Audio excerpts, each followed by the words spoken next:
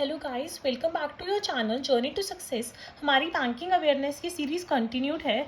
तो आज हम कुछ गवर्नमेंट स्कीम्स करेंगे। सबसे पहले हम जानेंगे इलेक्टोरल बॉन्ड के बारे में।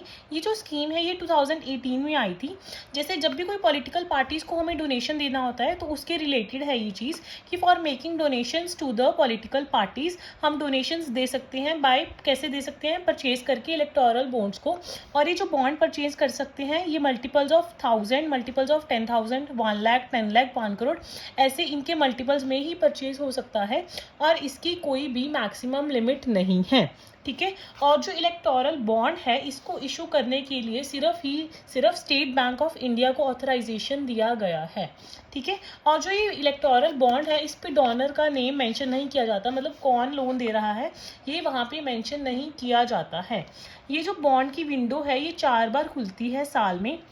इन 4 महीनों में जनवरी, अप्रैल, जुलाई, अक्टूबर, मतलब एक क्वार्टर में एक बार खुलती है और 10 डेज ईच के लिए, दैट इज 4 बार ओपन होती है। एक बार 10 दिन के लिए जनवरी में, फिर 10 दिन के लिए अप्रैल में, 10 दिन में जुलाई और 10 दिन फिर अक्टूबर में। ठीक है। और जो इलेक्टोरल बॉन्ड है ये सिर्फ 15 दिन के लिए ही वैलिड होता है।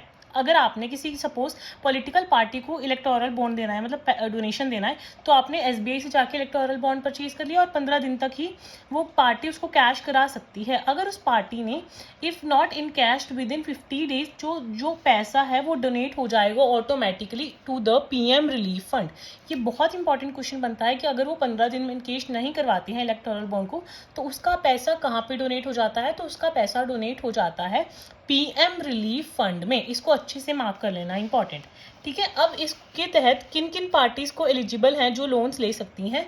तो सिर्फ वो वाली पार्टीज़ जो section 29A of representative of peoples act 1951 के अंदर रजिस्टर्ड हैं। एक तो ये कंडीशन ज़रूरी है कि जो पार्टीज़ हैं, पॉलिटिकल पार्टीज़ हैं जो कि 29A of representative of peoples act 1951 के अंदर रजिस्टर्ड हैं। और एक ये भी चीज़ ज़रूरी है कि उन्होंने सिक्योर की हों seats not less than 1% of the votes polled in the last general elections to the house of parliament और legislative assembly of states.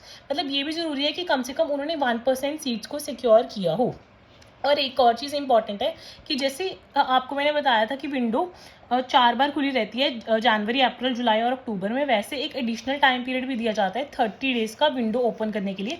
Additional period भी दिया जाता है 30 डेज़ का विंडो ओपन करने के लिए इन द केस ऑफ या in the year of general elections to the house of public. तो जिस साल जनरल इलेक्शंस होते हैं हाउस ऑफ पब्लिक के उस दिन 30 दिन की एडिशनल विंडो भी दी जाती है। मतलब ये वाली विंडो तो होती है, साथ में एडिशनल विंडो भी दी जाती है फॉर 30 डेज। नेक्स्ट हम करेंगे पीएम स्वनिधि योजना। पीएम स्वनिधि योजना, ये पीएम स्वनिधि योजना किन के लिए आई थी? माइक्रो क्रेडिट स्कीम है ये स्ट्रीट वेंडर्स के लिए। जो सड़क पे वेंडर्स होते हैं ना, स्ट्रीट वेंडर्स होते हैं, उनके लिए आई थी पीएम स्वनिधि योजना। ये किस मिनिस्ट्री के द्वारा आई है? Mahua, ministry of housing and urban affairs. कौन सी मिनिस्ट्री के अंतर्गत है पीएम स्वनिधि योजना? तो जो पीएम स्वनिधि योजना है ये ministry of housing and urban affairs के अंडर है। ये कब लॉन्च की गई थी? ये सबसे ज़्यादा इंपॉर्टेंट है 1 जून 2020 को, 1 जून 2020 को, ताकि अफोर्डेबल्स लोन मिल सकें टू द स्ट्रीट वेंडर्स। तो इस स्कीम के बारे में हम डिटेल में जानते हैं। इसमें क्या है? वर्किंग लोन दिए जाते हैं अप टू 10,000। ठीक है। 10,000 को लोन मिल जाए स्ट्रीट वेंडर्स को और उन्हें ये 10,000 रुपीज़ एक साल में रिटर्न करने होते हैं, रिटर्न इन एन ईयर। और उन्हें कोई भी कोलेट्रल नहीं जमा करवाना पड़ता। ठीक है। विदाउट एनी कोलेट्रल उन्हें ये लोन्स फैसिलिटी मिल जाती है। ठीक है। ये सिर्फ वही स्ट्रीट वेंडर्स एलिजिबल हैं जो वेंडिंग कर रहे थे टिल 24 मार्च 2020।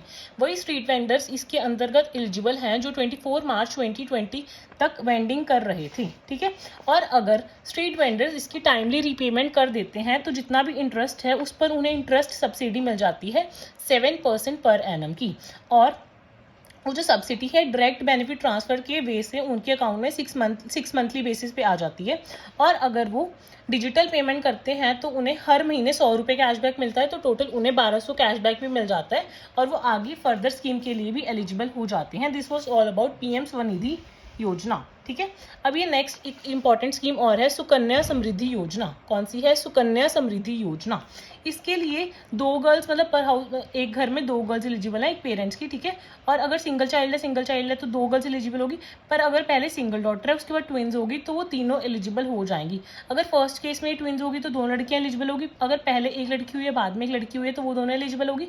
अगर पहले केस में सिंगल लड़की हुई उसके बाद ट्विंस होगी तो वो तीनों एलिजिबल हो जाएंगी।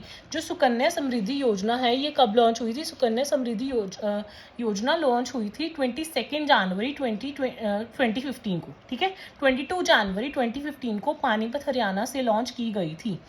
अब सुकन्या समृद्धि अकाउंट हम कब तक खुलवा सकते हैं? जब तक एक लड़की की एज 10 ईयर्स तक नहीं होती तब तक खुलवा सकते हैं। अगर 10 ईयर्स हो गए उसके बाद हम नहीं खुलवा सकते हैं। मिनिमम कितने पैसे देने पड़ेंगे? मिनिमम स्टार्टिंग में खुलवाने के लिए मिनिमम 250 रुपया तक देना ही पड़ेगा। उसके बाद मल्टीपल्स ऑफ हंड्रेड्स में आप दे सकते हो, ठीक है। सबसे पहले मिनिमम खुलवाने के लिए 250 रुपीज़ देने पड़ेंगे।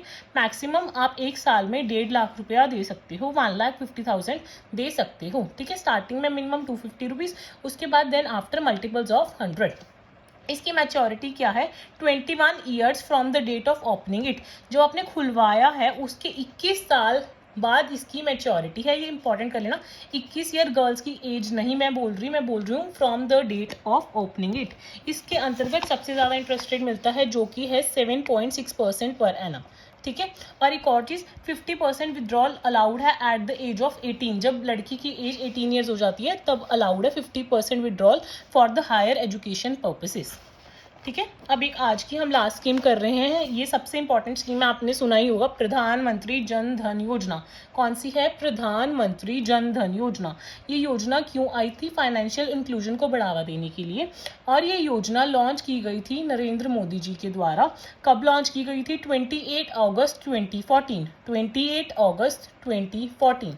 अब इसका जो टैगलाइन है वो क्या है? मेरा खाता भाग्य विधाता, मेरा खाता भाग्य विधाता। इसमें क्या क्या चीज़ें इंपॉर्टेंट है वो मैं आपको सारी बता रही हूँ।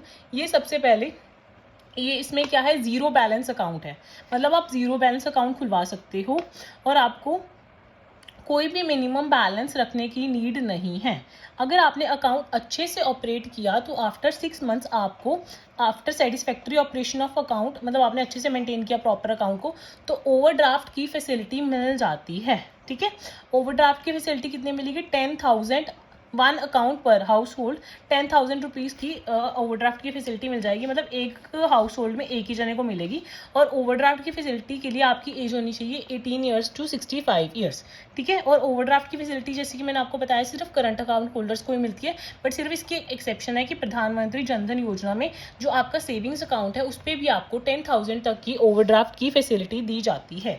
और इसमें इंपॉर्टेंट क्या चीज़ है कि अगर आपका बाई चांस एक्सीडेंटल इंश्योरेंस भी साथ में ही हो जाता है 2 लाख रुपीज़ का, और अगर डेथ हो जाता है तो लाइफ कवर आपको मिलता है 30,000 का।